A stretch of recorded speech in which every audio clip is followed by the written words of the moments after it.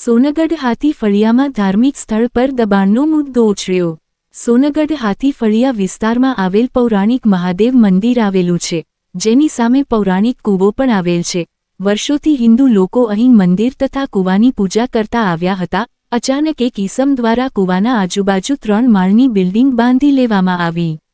સ્થાનિકોના જણાવ્યા અનુસાર આ વ્યક્તિનું નામ ઇકબાલભાઈ છે, જેણે દાદાગીરી કરીને બળજબરીથી કૂવાના આસપાસ પાકા પાયાનું બાંધકામ કરી લીધું છે, જેના કારણે હિન્દુઓ ત્યાં પૂજા ન કરી શકે એવો ઈરાદો પ્રથમ નજરે દેખાય છે।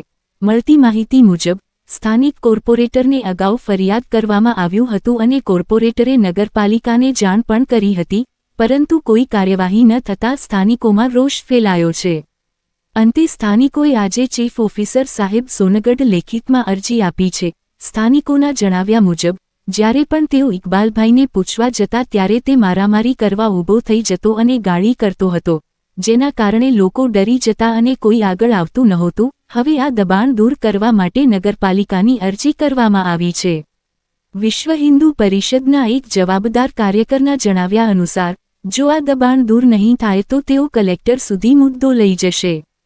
હવે જોવાનું રહ્યું છે કે નગરપાલિકા નિષ્પક્ષ કાર્યવાહી કરશે કે નહીં અથવા મામલો કલેક્ટર સુધી જશે।